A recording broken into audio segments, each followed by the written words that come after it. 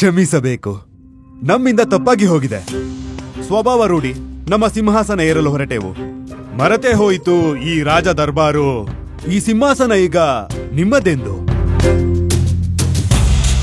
ಬನ್ನಿ, ತಾವು ಕೂತ್ಕೊಳ್ಳಿ ಸಿಂಹಾಸನದ ಮೇಲೆ. ಇಲ್ಲ ಇಲ್ಲ ಮಹಾರಾಜ, ತಾವೇ ಕೂತ್ಕೊಳ್ಳಿ ಮಹಾರಾಜ.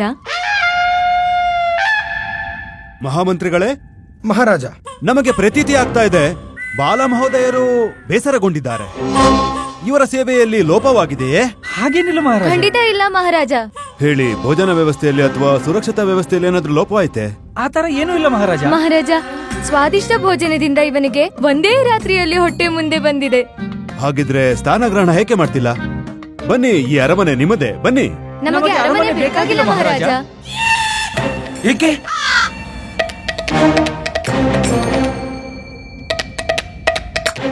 ಸರಿ, ಹಾಗಾದ್ರೆ ನೀವು ಅನುಮತಿ ಕೊಟ್ಟರೆ ನಾವು ಇಲ್ಲಿ ಕೂರಬಹುದೇ? ಮಹಾರಾಜ. ಸರಿ. ನಿಜವಾಗಿಯೂ ನಾವು ಕೂರಬಹುದಲ್ಲವೇ? ಸರಿ.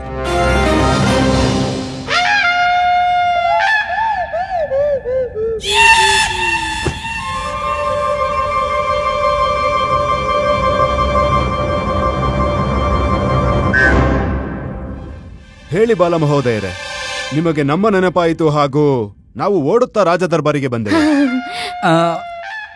ಮಹಾರಾಜ, ನಾನೊಬ್ಬ ಸಾಧಾರಣ ಮನುಷ್ಯ. ಇಷ್ಟು ದೊಡ್ಡ ಅರಮನೆಯನ್ನು ಸಂಭಾಳಿಸಲಾರೆ. ಈಗ ಅರಮನೆ ಪುನಃ ನೀವೇ ತೆಗೆದುಕೊಳ್ಳಿ. ಪುನಃ ನಮ್ಮದೇ? ತಾವು ಅರಮನೆಯ ಬದಲು ನನಗೆ 1 ಲಕ್ಷ ಸ್ವರ್ಣ ಮುದ್ರೆ ನೀಡಿದರೆ ನನಗಂತೂ ಅದೇ ಬಹಳ. ವಿಕ್ಷಿಪ್ತನಾದೆಯ. ಸಾಕೆ? ಕೇವಲ 1 ಲಕ್ಷ ಸ್ವರ್ಣ ಮುದ್ರೆಗಳು? ನಿಮಗೆ ಅನಿಸುತ್ತಿಲ್ಲವೇ ಇಂಥ ಅದ್ಭುತ ಹಾಗೂ ಸುಂದರ ಅರಮನೆಗೆ 1 ಲಕ್ಷ ಸ್ವರ್ಣ ಮುದ್ರೆ ಬಹಳ ಅಲ್ಪವೆಂದು? ಅಲ್ಪವೇ ಆದರೂ ಮಹಾರಾಜ, ಇದ್ರಲ್ಲೇ ನಾವು ಸರಿಪಡಿಸ್ಕೊಳ್ತೀವಿ. ಮಹಾರಾಜ್. ಮಹಾಮಂತ್ರಿಗಳೇ, ಮಹಾರಾಜ, ಬಾಲ ಮಹೋದಯರು ತ್ಯಾಗ ಮಾಡಿದಂತಹ ಸ್ವರ್ಣ ಆಭರಣದ ಮೌಲ್ಯವೆಷ್ಟಿರಬಹುದು? ನಮ್ಮ ಮೂಲಕ ತ್ಯಾಗವಾದ ಸ್ವರ್ಣ ಆಭರಣ ಮಾಲ್ಯ ನನಗೇನು ಅರ್ಥವಾಗಲಿಲ್ಲ ಮಹಾರಾಜ. ನಾವರ್ಥ ಮಾಡಿಸುತ್ತೇವೆ. ಮಂತ್ರಿವರ್ಯ. ಮಹಾರಾಜ, ಗುರುಮಾತೆ ಅಮ್ಮ ಮತ್ತು ಶಾರದಾ ದೇವಿ ಹಾಗೂ ಸಮಸ್ತ ನಗರದ ಮಹಿಳೆಯರ ಆಭರಣಗಳನ್ನು ಸೇರಿಸಿ 1,05,000 ಸ್ವರ್ಣ ಮುದ್ರೆಗಳು ಮಹಾರಾಜ. 1,05,000 ಸ್ವರ್ಣ ಮುದ್ರೆಗಳು. ಅದ್ಭುತ ಬಾಲ ಮಹೋದಯರೇ, ತಮಗೆ 1,05,000 ಸ್ವರ್ಣ ಮುದ್ರೆಗಳನ್ನು ಬಳುವಳಿಯಾಗಿ ನೀಡುತ್ತೇವೆ. ತಮಗೆ ಇಷ್ಟೇ ಹಾನಿಯಾಗಿದ್ದಲ್ಲವೇ? ನಮಗೆ ಹಾನಿ? ನಿಮ್ಮದೇ ಕಥನದ ಪ್ರಕಾರ ಗುರುಮಾತೆ ಶಾರದಾದೇವಿ ಹಾಗೂ ಪಂಡಿತ ರಾಮಕೃಷ್ಣರ ಅಮ್ಮನವರ ಯಾವ ಆಭರಣಗಳಿತ್ತೋ ಅದು ಗುರುವರ್ಯ ಹಾಗೂ ಪಂಡಿತ ರಾಮಕೃಷ್ಣರ ಲೋಪದಿಂದ ಲೋಹವಾಗಿ ಪರಿವರ್ತನೆಯಾಗಿತ್ತು. ಹೌದು. ಆಗಿದ್ದರೆ ಮಹಾಮಂತ್ರಿಗಳಿಗೆ ಆ ಸಮಸ್ತ ಆಭರಣಗಳು ನಗರದ ಬೇರೆ ಮನೆಯಲ್ಲೇಗೆ ಸಿಕ್ಕಿತು?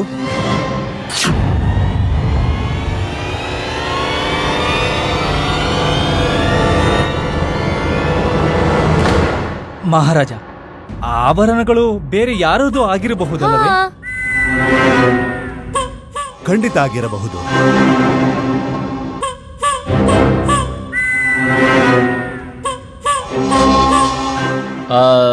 ಮಹೋದಯ,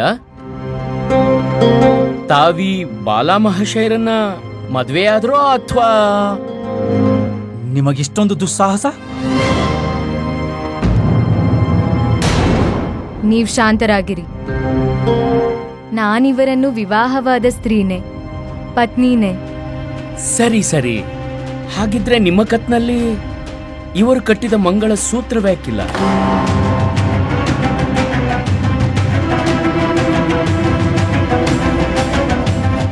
ಯಾಕಿಲ್ಲ ಅಂತ ನಾನು ಹೇಳ್ತೇನೆ.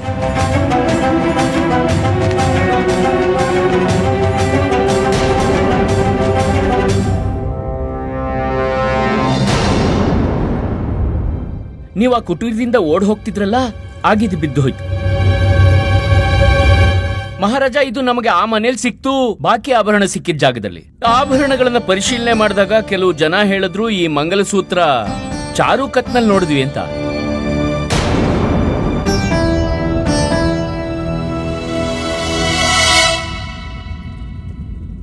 ರಾಮರೇ, ಇದು ಸತ್ಯವೇ. ಒಬ್ಬ ವಿವಾಹಿತ ಸ್ತ್ರೀಯ ಪರಿಚಯ ಅವಳ ಮಂಗಳಸೂತ್ರವೇ ಆಗಿರುತ್ತದೆ. ಆದರೆ ಪುರುಷ ವಿವಾಹಿತನೋ ಇಲ್ಲವೋ ಅದಕ್ಕೆ ಯಾವ ಚಿಹ್ನೆನೂ ಇರೋದಿಲ್ಲ ಸತ್ಯ ತಿಳ್ಕೊಳ್ಳೋದಕ್ಕೆ. ಹಾಗೂ ಇದೇ ವಿಷಯನ ವಿರೋಧಿಸ್ತಾ ನನ್ನ ಪತಿ ಬಾಲ ನಾನು ಮಂಗಳಸೂತ್ರ ಧರಿಸಲು ನಿರಾಕರಿಸಿದರು.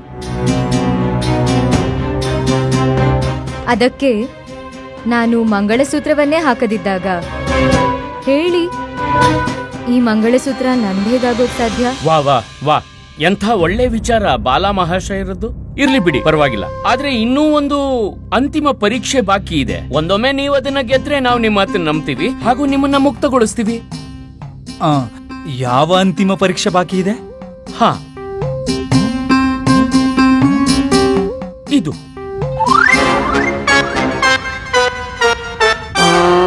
ಇದು ಹಿಮಾಲಯ ಪರ್ವತದಲ್ಲಿ ಸಿಗೋ ಒಂದು ವಿಶಿಷ್ಟವಾದ ಮೂಲಿಕೆ ಆಗಿದೆ. ಇದನ್ನ ಸತ್ಯವಟಿ ಮೂಲಿಕೆ ಅಂತಾರೆ ಮಹಾರಾಜ. ನಿಮ್ಗಂತೂ ಹಿಮಾಲಯದಲ್ಲಿ ಸಿಗೋ ಎಲ್ಲಾ ಮೂಲಿಕೆಗಳ ಬಗ್ಗೆ ಸಂಪೂರ್ಣ ಜ್ಞಾನವಿದೆ ಅಲ್ವೇ? ಇದನ್ನ ಕೇವಲ 2 ಹನಿ ಕುಡಿದು ಮನುಷ್ಯ ಏನಾದ್ರೂ ಅಸತ್ಯ ನುಡಿದ್ರೆ ಆಗ ತಕ್ಷಣವೇ ಅವನ ಮೃತ್ಯುವಾಗಿ ಹೋಗುತ್ತೆ.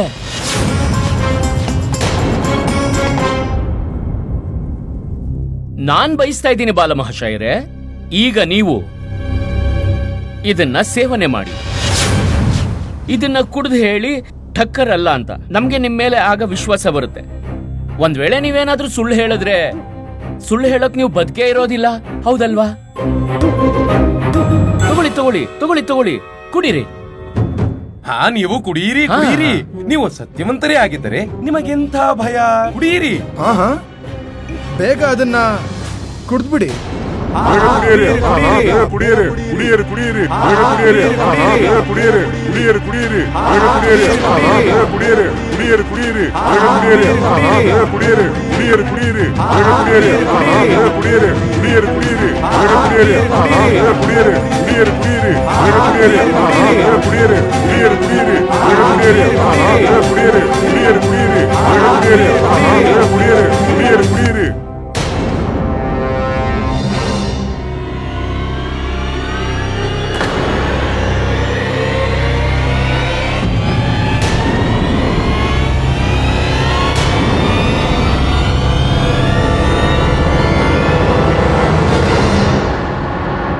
ಮಹಾರಾಜ, ನಾವು ನಿರ್ದೋಷಿಗಳು.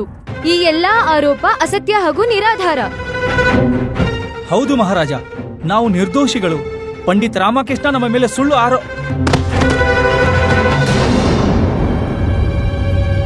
ಚಾರು, ಚಾರು, ಎದ್ದೇಳು ಚಾರು, ಚಾರು, ಚಾರು, ಚಾರು, ಎದ್ದೇಳು ಚಾರು, ಚಾರು, ನನ್ನ ಚಾರು ನನ್ನನ್ನು ಬಿಟ್ಟು ಹೋದಳು. ಚಾರು, ಈ ಚಮತ್ಕಾರಿ ಮೂಲಿಕೆನ ನಮ್ಮ ಪರಮ ಪೂಜನೀಯ ಗುರುಗಳಿಗೆ ಕುಡಿಸಿದ್ರೆ ಆಗ ಅವ್ರ ಕತೆ. ಆಗ ಈ ಮುದುಕನಿಂದ ನಮಗೆ ಶಾಶ್ವತವಾಗಿ ಪರಿಹಾರ ಸಿಗುತ್ತೆ, ಅವಾಗ ಆನಂದವಾಗುತ್ತೆ. ಚಾರು, ಆಸಕ್ತಿ ಹೇಳುವ ಅವಶ್ಯಕತೆ ಏನಿತ್ತು? ನಾನು ಕುಡಿತಿದ್ದಲ್ಲ ಔಷಧಿಯನ್ನ ನನ್ನ ಪ್ರಾಣ ಉಳಿಸೋಕೋಸ್ಕರ. ಇವಳು ಸ್ವಯಂ ತನ್ನ ಪ್ರಾಣ ಕಳೆದುಕೊಂಡಳು. ಚಾರು, ಎದ್ದೇಳು ಚಾರು, ಚಾರು, ನೀನಿಲ್ಲದೆ ನನ್ನ ಜೀವನಕ್ಕೆ ಯಾವುದೇ ಅರ್ಥವಿಲ್ಲ ಚಾರು. ಚಾರು, ನನಗಲ್ಲವಾದರೂ ನಮ್ಮ ಕಂದನಿಗೋಸ್ಕರ ಆದರೂ ಎದ್ದೇಳು ಚಾರು. ಚಾರು, ಇವನಿಗೆ ನಿನ್ನ ಅವಶ್ಯಕತೆ ಇದೆ. ಎದ್ದೇಳು ಚಾರು. ಪಂಡಿತ ರಾಮಕೃಷ್ಣ, ಪಂಡಿತ ರಾಮಕೃಷ್ಣ, ದಯಮಾಡಿ ನನ್ನ ಚಾರುನ ಕಾಪಾಡಿ. ಮಹಾರಾಜ. ಹಾ, ಹೇಳಿ ಮಹಾರಾಜ. ಪಂಡಿತ ರಾಮಕೃಷ್ಣನ ಕಥನ ಸತ್ಯವಿದೆ. ನಾನು ಒಪ್ಪಿಕೊಳ್ಳುತ್ತೇನೆ, ನಾವು ಅಪರಾಧಿಗಳು. ನಾವೇ ಆ ಕಳ್ಳರು ಮಹಾರಾಜ.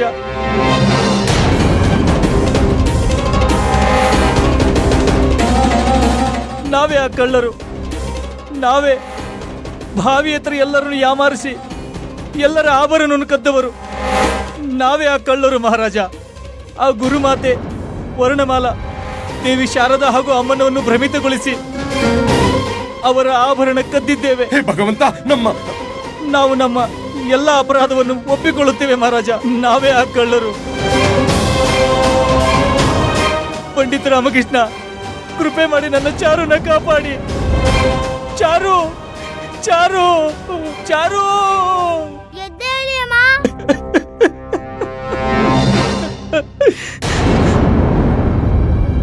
ಚಾರು,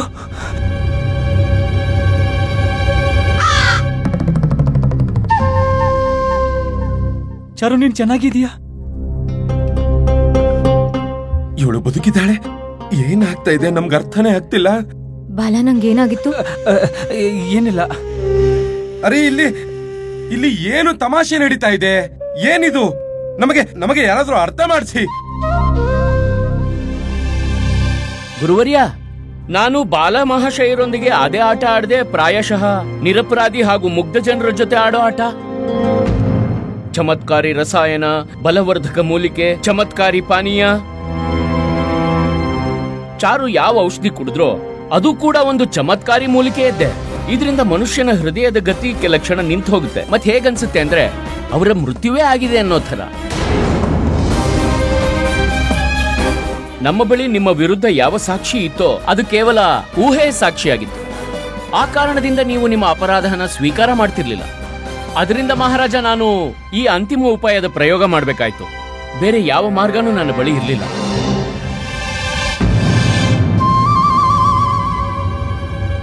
ನಾವು ಲಜ್ಜೆಗೀಡಾಗಿದ್ದೇವೆ ಮಹಾರಾಜ. ಲಜ್ಜೆಗೊಳಗಾಗಿದ್ದೀರಾ? ಅಪರಾಧವಂತೂ ನಿಮ್ಮಿಂದ ಆಗಿದೆ, ಅದು ಕೂಡ ಘೋರ ಅಪರಾಧ. ನೀವು ಕೇವಲ ಸಾಮಾನ್ಯ ಜನರನ್ನು ಲೂಟಿ ಮಾಡಿಲ್ಲ, ಜೊತೆಗೆ ನಮ್ಮ ಆತ್ಮೀಯರ ಬಳಿಯೂ ದೋಚಿದ್ದೀರಿ. ಅದರ ಜೊತೆಯೇ ನೀವು ನಮ್ಮನ್ನೇ, ವಿಜಯನಗರ ರಾಜ್ಯದ ಸಾಮ್ರಾಟ ಕೃಷ್ಣ ದೇವರಾಯರನ್ನೇ ದೋಚುವ ದುಸ್ಸಾಹಸ ಮಾಡಿದ್ದೀರಾ. ನೀವು ಅತ್ಯಂತ ಭಯಾನಕ ಹಾಗೂ ಹಾನಿಕಾರಕ ಅಪರಾಧಿಗಳು. ದಂಡನೆ ಅಂತೂ ಸಿಗುತ್ತೆ. ದಯಮಾಡಿ ನಮ್ಮನ್ನು ಕಾರಾಗೃಹಕ್ಕೆ ತಳ್ಳಬೇಡಿ. ಹೌದು, ಇವನು ನಮ್ಮ ಬಾಲಕ. ಇವನು ಇನ್ನೂ ಚಿಕ್ಕವನು. ನಾವು ನಿಮ್ಮ ದಾಸರಾಗಿರುತ್ತೇವೆ ಮಹಾರಾಜ. ನಮ್ಮನ್ನು ಕ್ಷಮಿಸಿಬಿಡಿ.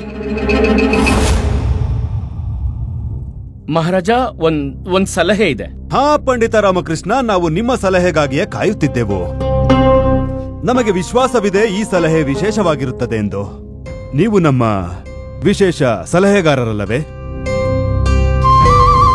ಹೇಳಿ, ನಿಮ್ಮ ಸಲಹೆ ಏನೆಂದು.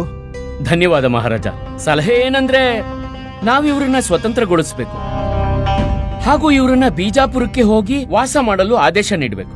ಇವರಿಗೆ ಇಷ್ಟವಾದ ಕಾರ್ಯವೇನಿದೆಯೋ, ಯಾವ್ದ್ರಲ್ಲಿ ಇವ್ರು ಪಾರಂಗತರೋ ಅದನ್ನ ಇವರು ಅಲ್ಲಿ ಮಾಡುವಂತೆ ಆದೇಶ ನೀಡಬೇಕು. ಕಳ್ಳತನ. ಇವರು ಏನ್ ಹೇಳ್ತಿದ್ದಾರೆ ಮಹಾರಾಜ? ಕಳ್ಳತನ? ಹೌದು ಮಹಾರಾಜ. ಪಂಡಿತ ರಾಮಕೃಷ್ಣ, ನಿಮ್ಮ ಮಾತು ನಮಗೆ ಅರ್ಥವಾಗುತ್ತಿಲ್ಲ. ಮಹಾರಾಜ, ಇದರಿಂದ ಬಿಜಾಪುರ ಕೆಲ ಸಮಯ ಇವರನ್ನ ಹುಡುಕೋದ್ರಲ್ಲಿ ಮಗ್ನವಾಗುತ್ತೆ. ನಮಗವರ ಉದ್ದಟತನಗಳಿಂದ ಶಾಂತಿ ಸಿಗುತ್ತೆ. ನಾವು ಕೆಲವು ದಿನ ಶಾಂತಿಯಿಂದಿರಬಹುದು. ಇವರು ನಮ್ಮ ಶತ್ರುಗಳ ಬಗ್ಗೆ ತಿಳಿಯಲು ಸಹಾಯ ಮಾಡ್ತಾರೆ ಮತ್ತು ಗುಪ್ತ ಸೂಚನೆಗಳನ್ನು ಸಹ ಕಳಿಸ್ಕೊಡ್ತಾರೆ. ಪಂಡಿತ ರಾಮಕೃಷ್ಣ, ನೀವು ಚತುರಾತಿ ಚತುರರು. ಹೇಳಿ ಬಾಲ ಮಹೋದಯ, ನಿಮಗೆ ಪಂಡಿತ ರಾಮಕೃಷ್ಣರ ಸಲಹೆ ಸ್ವೀಕಾರವಿದೆಯೇ? ಏನು ನೀವು ಈ ಕಾರ್ಯವನ್ನು ಮಾಡುವಿರಾ?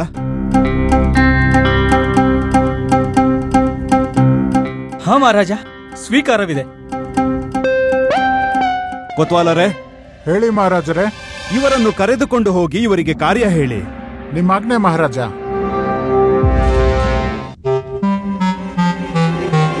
ಗುರುವರ್ಯ, ನಿಮ್ಮ ಜುಟ್ಟು ಏನ್ ಮಾಡ್ಲಿ ಮಹಾರಾಜ, ಬಹಳ ಆತಂಕವಾಗುತ್ತಿದೆ. ಈ ನೇರವೇ ಆಗುತ್ತಿಲ್ಲ ಈ ಜುಟ್ಟು. ಎಷ್ಟು ಕಾಪಾಡ್ಕೋಬೇಕಿತ್ತು ಅಷ್ಟು ಕಾಪಾಡ್ಕೊಂಡ್ರು ಪ್ರಯೋಜನ ಇಲ್ಲ. ಗುರುವರ್ಯ, ನನ್ನ ಬಳಿ ಇದಕ್ಕೆ ಒಳ್ಳೆ ಉಪಾಯ ಇದೆ. ನಿಮ್ಮ ಬಳಿ ಏನು? ನೀವು ಹೋಗಿ ನಿಮ್ಮ ಜುಟ್ಟಿಗೆ ಮಲ್ಲಿಗೆ ತೈಲ ಹಚ್ಕೊಳ್ಳಿ. ಸಂಜೆ ಅಷ್ಟರೊಳಗೆಲ್ಲ ಸರಿ ಹೋಗುತ್ತೆ. ಹೌದಾ? ಅವಶ್ಯವಾಗಿ ಪ್ರಯತ್ನಿಸುತ್ತೇನೆ. ಮಹಾರಾಜ, ಮಹಾರಾಜ, ಮಹಾರಾಜ. ಮಹಾರಾಣಿ ತಿರುಮಲಾಂಬ, ನೀವು ದರ್ಬಾರಿನಲ್ಲಿ? ಮಹಾರಾಜ, ನಮ್ಮ ಬಾಲಾಜಿ ಕಾಣೆಯಾಗಿದ್ದಾರೆ. ಬಾಲಾಜಿ ಕಾಣೆಯಾಗಿದ್ದಾರೆ? ಹಾ ಮಹಾರಾಜ, ನಮ್ಮ ಪೂಜಾ ಕೋಣೆಯಲ್ಲಿ ಬಾಲಾಜಿ ಮೂರ್ತಿ ಇತ್ತಲ್ವಾ, ಅದು ನಮ್ಗೆ ಸಿಕ್ತಿಲ್ಲ ಮಹಾರಾಜ. ನಾವು ಅರಮನೆಯನ್ನಾದರೂ ಬಿಡುತ್ತೇವೆ, ಬಾಲಾಜಿಯ ಮೂರ್ತಿಯನ್ನಲ್ಲ. ಸರಿ ಸರಿ ಮಹಾರಾಣಿ, ನಾವು ನಿಮಗೆ ಬಾಲಾಜಿಯ ಹೊಸ ಮೂರ್ತಿಯನ್ನು ತಂದು ಕೊಡುತ್ತೇವೆ. ಇಲ್ಲ ಇಲ್ಲ ಇಲ್ಲ, ನಮಗೆ ನಮ್ಮ ಬಾಲಾಜಿಯ ಮೂರ್ತಿಯೇ ಬೇಕು. ನಾವು ಚಿಕ್ಕವರಾಗಿದ್ದಾಗ ನಮ್ಮ ಪಿತಾಶ್ರೀ ಉಡುಗೊರೆ ನೀಡಿದ್ದರು. ಸರಿ ಸರಿ ಮಹಾಮಂತ್ರಿಗಳೇ. ಹಾ ಮಹಾರಾಜ. ಹಾ ಮಹಾರಾಜ. ಏನು ಮಂತ್ರಿಗಳೇ? ಮಹಾರಾಣಿ ತಿರುಮಲಾಂಬರ ಬಾಲಾಜಿಯ ಮೂರ್ತಿ ಕಾಣೆಯಾಗಿದೆ. ನೀವು ಸಿಪಾಯಿಗಳನ್ನು ಕಳಿಸಿ ಹಾಗೂ ಅವರಿಗೆ ಆದೇಶವನ್ನು ನೀಡಿ ಮಹಾರಾಣಿ ತಿರುಮಲಾಂಬ ಅವರ ಬಾಲಾಜಿಯ ಮೂರ್ತಿಯನ್ನು ಹುಡುಕಿ ತರುವಂತೆ. ನಿಮ್ಮ ಆಜ್ಞೆ ಮಹಾರಾಜ.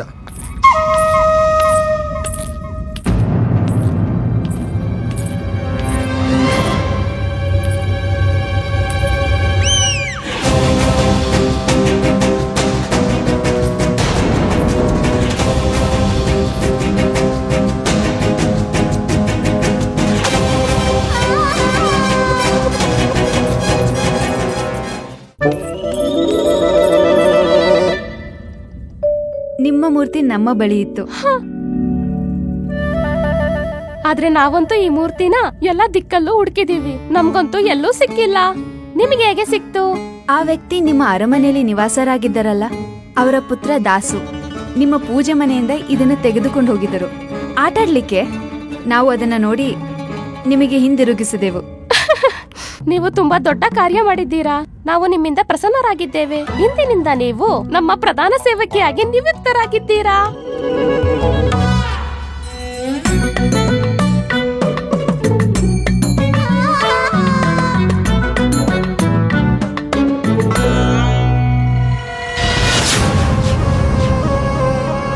ಸಮಯ ತುಂಬಾ ಬಲವಾಗಿದೆ ಕೃಷ್ಣದೇವರಾಯ. ಸ್ವಲ್ಪ ತಡವಾದರೂ ಸರಿ, ಆದರೆ ನಿಮ್ಮ ಸಮೀಪಕ್ಕೆ ಬರುತ್ತಾ ಇದ್ದೇವೆ. ನಾವು ಎಷ್ಟು ಸಮೀಪಕ್ಕೆ ಬರುತ್ತೇವೋ ಅಷ್ಟೇ ಸಮೀಪಕ್ಕೆ ನಿಮ್ಮ ಮೃತ್ಯು ನಿಮ್ಮ ಬಳಿ ಬರುತ್ತಿದೆ. ಹುಷಾರಾಗಿರಿ ನೀವು ನಮ್ಮಿಂದ, ಯಾಕಂದರೆ ವಿಷವೇ ನನ್ನ ಶಸ್ತ್ರ.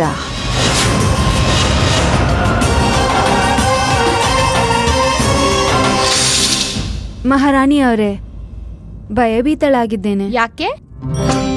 ಅದರಲ್ಲೂ ನಮ್ಮ ವ್ಯಕ್ತಿತ್ವ ತುಂಬಾ ಪ್ರಭಾವಶಾಲಿ. ಸಾಮಾನ್ಯ ಮನುಷ್ಯರು ನೋಡಿದರೆ ಭಯಭೀತರಾಗುತ್ತಾರೆ, ನೀವು ಭಯಭೀತರಾಗದಿರಿ. ಅದು ಭಯವೇನಂದ್ರೆ ನನ್ನ ಪ್ರಧಾನ ಸೇವಕಿ ಹುದ್ದೆಯಿಂದ ತೆಗೆದು ಹಾಕುತ್ತೀರಾ ಅಂದು. ಯಾಕೆ? ನಿಮ್ಮ ಕಾರ್ಯವನ್ನು ಸರಿಯಾಗಿ ಮಾಡುತ್ತಿಲ್ಲವೇ? ಅದು ಹಾಗಂತೇನೂ ಅಲ್ಲ. ನಮ್ಮ ಕಾರ್ಯ ಅಂತೂ ಶೃಂಗಾರ ಮಾಡುವುದು. ನೀವಂತೂ ರೂಪವತಿ, ನಿಮ್ಗಂತೂ ಶೃಂಗಾರ ಮಾಡುವುದ ಅವಶ್ಯಕತೆನೇ ಇಲ್ಲ. ಅದು ಸರಿನೇ. ಈ ಸುಂದರವಾದ ಮುಖದ ಮೇಲೆ ಮತ್ತಷ್ಟು ಶೃಂಗಾರ ಮಾಡಿದರೆ ನಮ್ಮ ವಿಜಯನಗರದಲ್ಲಿ ಇನ್ನೊಂದು ಸೂರ್ಯ ಉದಯವಾಗುತ್ತದೆ. ಹಾಗ್ ಕೂಡ ಆಗುತ್ತಾ? ಎರಡೆರಡು ಸೂರ್ಯ ಒಂದೇ ಸರಿ ಉದಯವಾಗುತ್ತಾ? ಮೂರ್ಖರ ಜೊತೆ ಮಾತುಕತೆ ವಿಶ್ವದ ಅತಿ ಕ್ಲಿಷ್ಟವಾದ ಕಾರ್ಯ. ಮಹಾರಾಣಿ ಅವರೇ, ನಾವು ಉಪ್ಮಾ ನೀಡುತ್ತಿದ್ದೆವು. ಉಪ್ಮಾ? ಯಾರು ಮಾಡಿರೋದು? ನಮ್ಗಂತೂ ಸಿಕ್ಕೇ ಇಲ್ಲ. ಮಹಾರಾಣಿಯವರೇ, ನಾವು ಉದಾಹರಣೆ ನೀಡುತ್ತಿದ್ದೆವು. ಹೌದಾ? ಸರಿ ಸರಿ, ನಮ್ ಮಾತೆ ಕೂಡ ಇದನ್ನೇ ಹೇಳ್ತಾರೆ. ನಾವು ಎಷ್ಟು ಚೆನ್ನಾಗಿದ್ದೀವಿ, ಎಷ್ಟು ಚೆನ್ನಾಗಿದ್ದೀವಿ, ನಾವು ಮರ್ತೋದ್ವಿ ಎಷ್ಟು ಚೆನ್ನಾಗಿದ್ದೀವಿ ಅಂತ. ಅದಕ್ಕೆ ನಾನು ಭಯಭೀತಳಾಗಿರೋದು. ಅದು ಏನು ಅಂದರೆ, ನಿಮ್ಮ ಸೌಂದರ್ಯಕ್ಕಂತೂ ಶೃಂಗಾರದ ಅವಶ್ಯಕತೆನೇ ಇಲ್ಲ. ಅದಕ್ಕೆ ನೀವು ನಮ್ಮನ್ನು ಪ್ರಧಾನ ಸೇವಕಿ ಹುದ್ದೆಯಿಂದ ತೆಗೆಯುವುದಿಲ್ಲವೇ? ಅವಶ್ಯಕತೆ ಇಲ್ಲ ಅಂದ್ರೆ ಏನ್ ಮಾಡ್ಲಿ? ನಿಷ್ಕರ್ಷ ಮಾಡುತ್ತೇವೆ. ಇಲ್ಲ ಇಲ್ಲ, ನೀವು ಅಷ್ಟೊಂದು ಯೋಚನೆ ಮಾಡಬೇಡಿ. ಇಲ್ಲ ಅಂದ್ರೆ ನಿಮ್ಮ ಮೊಗದಲ್ಲಿ ಸುಕ್ಕುಗಳು ಕಾಣಿಸಿಕೊಳ್ಳುತ್ತವೆ. ಸುಕ್ಕುಗಳು? ಇಲ್ಲ ಇಲ್ಲ ಇಲ್ಲ, ನಾನು ಯಾವ್ದೇ ಕಾರಣಕ್ಕೂ ಯೋಚನೆ ಮಾಡಲ್ಲ. ಯೋಚನೆ ಮಾಡೋದಂತೂ ನನ್ಗೆ ಇಷ್ಟನೇ ಆಗಲ್ಲ. ನಾನು ಯಾವ್ದೇ ಕಾರಣಕ್ಕೂ ಯೋಚನೆನೇ ಮಾಡಲ್ಲ.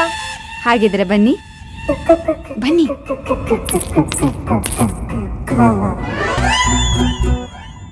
ಈ ವಿಶೇಷ ಲೇಪದಲ್ಲಿ ಕೇಸರಿ, ಚಂದನ, ಅರಿಶಿನ ಇವೆಲ್ಲವ ಮಿಶ್ರಣವಿದು. ಇದನ್ನ ಹಚ್ಚಿಕೊಂಡರೆ ನಿಮ್ಮ ಮುಖದಲ್ಲಿ ಮತ್ತಷ್ಟು ಹೊಳಪು ಕಾಣುತ್ತದೆ.